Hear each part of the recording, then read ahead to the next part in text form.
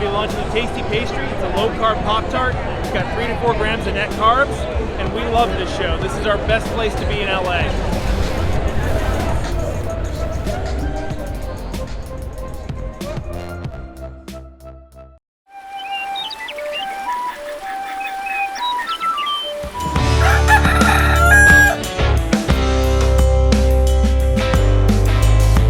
Welcome back to Legendary Foods Muscle in the Morning.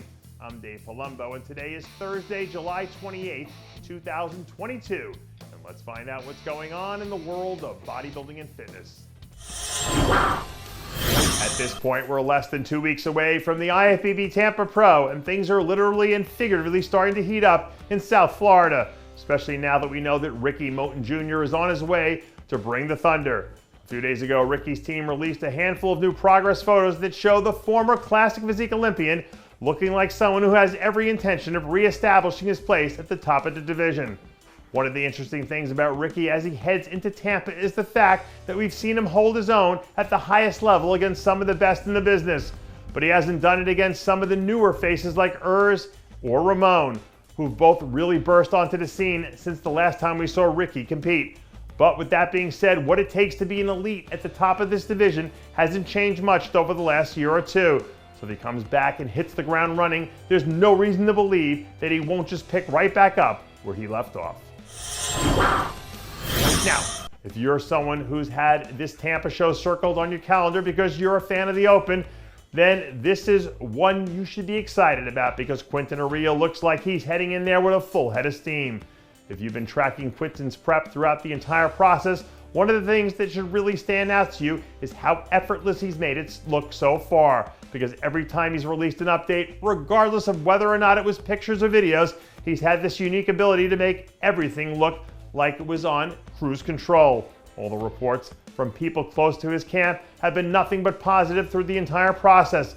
And if we're being honest, it isn't hard to see why. This guy looks like he has elite level genetics and a work ethic to match. And when these two things line up, more often than not, it ends up translating to wins and placings once it's time to step on stage. Recently, someone told me that they think the second half of the season will have a lot of surprises in store for us because there's a long list of athletes who've been flying under the radar that are poised to make a big splash when their number is called. And if you can flash forward a few weeks to the Arnold UK, there's a good chance that Marc Hector winds up being one of them.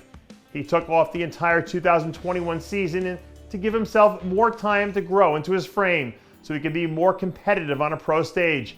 And if you're paying attention to these clips right now, it should be obvious that he did plenty of growing over the past 12 months.